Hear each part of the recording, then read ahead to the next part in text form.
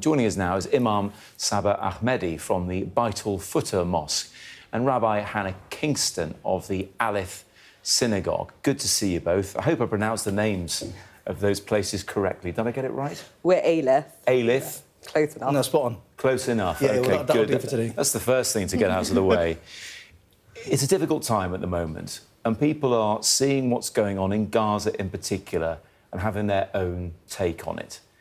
It seems like, and I'm going to ask you both of this, things have become more polarised. Is that what you're experiencing, Hannah, first? I think things are definitely feeling more polarised, but I think there's also been incredible shows of humanity over the past year and a half, especially over the past few months. The first message I got after the attacks in Washington, D.C. was from a Muslim friend who messaged me to ask how I was feeling, if my community was safe. But that's not to deny that we've also had to up our security. People are finding it hard to step in. And I'm really worried about what it's going to mean for interfaith relations, especially. How about you, Sabah? I think the incidents in America is wrong. Whatever happened was completely incorrect, nothing to do with Islam. But I think it's important to understand why these are happening. And naturally, you have to look at human nature, that when people see the atrocities and the cruelties happening across the world, more than 50,000 people have been killed in Gaza. I go on Instagram and children's arms are falling off. A doctor had her 7 children come charred, dead. And that naturally will cause frustration within people, which then leads to, of course, we know the right way to deal with this is to write letters to your MPs, protest peacefully. But there'll be individuals who are blinded by anger. And they'll go and they'll do what they did in Colorado. It doesn't make it right, but we have to understand that this is what human nature brings. This is to both of you, actually. You know, we talk to our children, don't we? If there is conflict, say, in the playground, I'm really simplifying this right now. If there's conflict in the playground, you talk it out.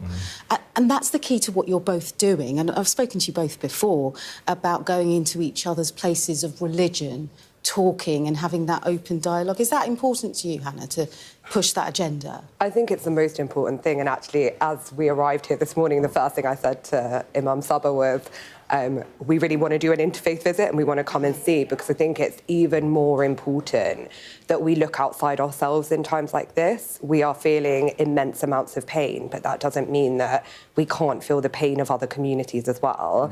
And the images that are coming out and the news coming out of Gaza is shocking and atrocious to us as well. And we need to look outside of ourselves and our community. We have to make those interfaith relationships solid now, more so than ever, because it would be so easy to turn away from the other in this time. That's an interesting point you make, and perhaps one that we don't see enough of. There's plenty of people in Israel who are frustrated, angry with the government about what's going on in Gaza. They want it to end. By the same token, Imam, are people making assumptions of what you think and what Muslims think based on their religion, when, of course, they were as horrified by what happened on the 7th of October as anybody else? Completely. I think it's what Islam, the Holy Quran says that it's a Muslim responsibility to protect everyone of faith. And the Holy Quran mentions churches, synagogues and mosques. And I think it's really important that Palestinians and Arabs can say that what happened on October the 7th was wrong. And in the same breath, Israelis should be able to say what's happening now is horrific. And that's really important, that we unite, that killing innocent people, indiscriminate bombing is wrong, and no faith teaches that. Have you both experienced more anti-Islamic, anti-Semitic feeling? Hannah first, have you seen that kind of thing? It's hard to say from a personal front. I think I live quite a lucky, sheltered life where I, live in North London, go to my synagogue, and it feels safe. But I think that it would be undeniable to say that my community are not feeling safe. And we've had to up our security levels. We're now seen as a high-risk site. We've had to up the number of security guards we've had. And in part, that's just part of being a Jew in a place of worship. We've always had security. But I think, especially following Washington and Colorado, people have been feeling unsafe, not just to come in, but also then to step back onto the street, what that means in those high pressure points of leaving synagogue after services. And it's very hard to hold that tension in community when all we want to do is to tell people that actually now is the time to step in. We need to step into worship, we need to step into community, and we need to be together. we also need to look out at the world. How about anti-Islamic feeling? But bear in mind, we saw someone convicted yesterday after burning a Quran outside the Turkish consulate. I mean, that's raised a whole debate about blasphemy laws and the rest of it, but still, they made their feelings clear. Are you seeing anti-Islamic emotions? It's a really good question. I know individuals women who wear the headscarf, the hijab, who say that they feel unsafe to now leave their homes because they'll be attacked. I've suffered abuse and hate online to the extent that I've had to report it to the Metropolitan Police.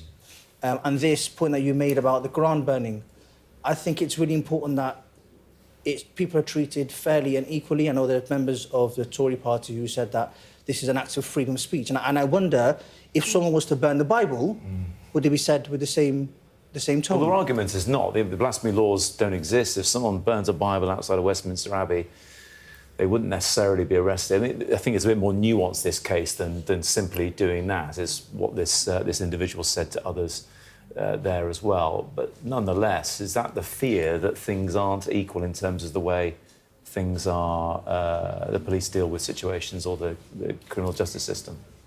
I think that it's really hard to use the word fair in this situation because it's pitting our pain against the pain of our Muslim neighbours. And the reality is we are both in pain and we are both under threat in different ways. So I think the word fair feels really complicated this morning because I find it hard when I read the news and you see the reports of the attacks in Colorado not being referred to as an act of terrorism. It is an act of terrorism. It caused terror in a community. But just because the media reports things in a certain way doesn't minimise the intervention, the support that we've received from our neighbours in that situation. And I think it's really hard when we start thinking from the it's only happening to us. The world is awful because we are under threat.